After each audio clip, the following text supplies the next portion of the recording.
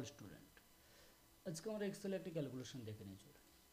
So আমরা আজকে একটা ক্যালকুলেশন করব যে যে জায়গাগুলোতে পার্কিং জোন হিসাবে ব্যবহার করা হয় সেই পার্কিং জোনের জন্য আমরা কিছু ফর্মুলা দিয়ে ফাংশন করব, যেখানে কি না অটোমেটিক ক্যালকুলেট হয়ে যাবে যে কত সময় গাড়ি রেখেছো, কত টাকা করে নেবে, সেই অনুযায়ী অটোমেটিক ফাংশন বা বিল সিস্টেম যদি আমরা করতে চাই গাড়ির নাম্বার প্লেট দিয়ে সেটাকে আমরা বিল হিসেবে তৈরি করতে পারি।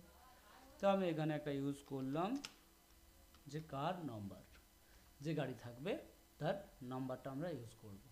নেক্সট একটা দিলাম ইন টাইম, যে গাড়িটা কখন ইন হচ্ছে। নেক্সট আমরা দিলাম আউট টাইম, গাড়িটা কখন বের হচ্ছে। স্টে টাইম, গাড়িটা কতক্ষণ রয়েছে। অ্যামাউন্ট, তার কত টাকা হবে। আমি গাড়ির একটা নাম্বার দিলাম ডব্লিউবি, কিছু একটা নাম্বার দিলাম।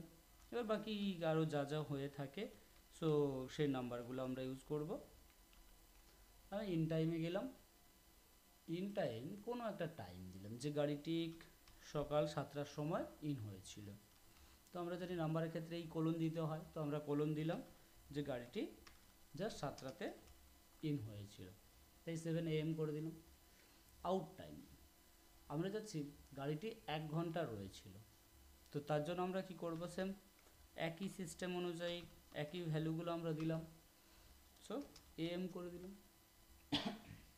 এবার চলে আসি স্টে টাইম, গাড়িটা কত সময় আমার কাছে রয়েছিল। তার জন্য নর্মালি আমরা যদি ভ্যালু দিয়ে ব্যবহার করি সেই ভ্যালুটাকে কিন্তু আমরা মাইনাস ভ্যালু করলে সরাসরি চলে আসবে, কিন্তু কত সময় রয়েছিল পুরো ভ্যালুটা ক্যালকুলেশন করতে পারবো না।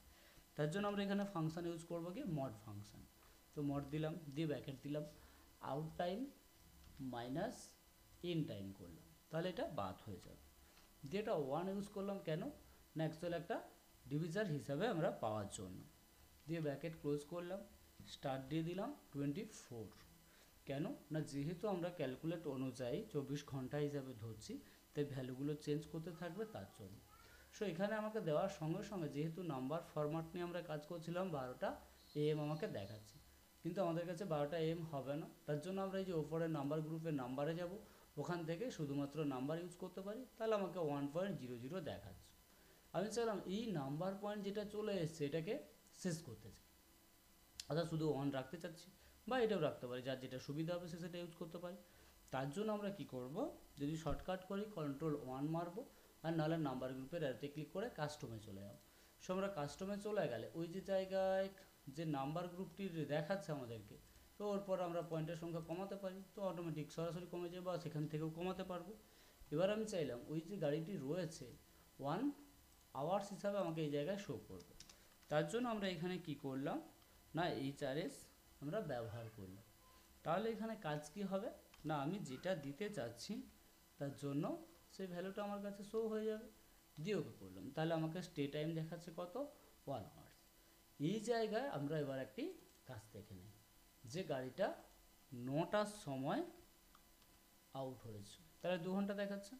এবার কাজ হলো যদি এই জায়গায় আমরা ভ্যালু দেই যে 9:30টার সময় গাড়িটি আউট হয়েছিল। এই জিনিসটা আমাদের বুঝতে হবে কি না, এই যে পুরো 1 ঘন্টা দেখাচ্ছে, এই 1 ঘন্টাটা কি করছে না কম্পিউটার সিস্টেম বুঝতে পারছে কি যে আমাকে 1 ঘন্টা সমান পুরো পার্ট হিসাব, অর্থাৎ 30 হলে 5, আবার 1 ঘন্টা হলে 5 বা 1, সেই হিসাব আমাকে দেখাচ্ছে। আড়াই দেখাচ্ছে, 2.5 দেখাচ্ছে, 2.30 মিনিটস আর দেখাচ্ছে। এটা সরাসরি ঘন্টায় করার জন্য, এবং এটা যদি চাই তার জন্য আমাদেরকে বড় ফাংশন লাগাতে হবে। আমি নর্মালটাই করতে চাচ্ছি। সো এটা গেল। এবার চলে আসি অ্যামাউন্টে। সো আমরা চাচ্ছি যে 1 ঘন্টা গাড়ি রাখলে 20 টাকা করে নেওয়া হবে।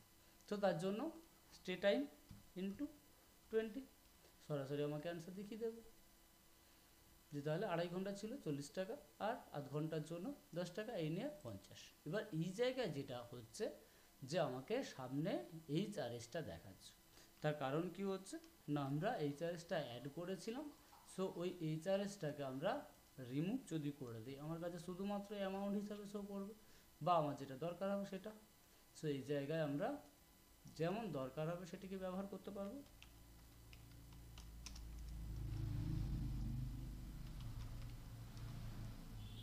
আমি পার্কিং রিপোর্ট বলে লিখে দিলাম, বা যা যেটা লাগবে, যে যে জায়গায় কাজ করবে সেই জায়গায় লিখে ফেলবে। ছোটো হাতের বড় হাতের সবাই জানো কীভাবে করতে হয়।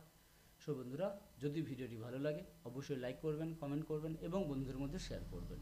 ধন্যবাদ সবাইকে।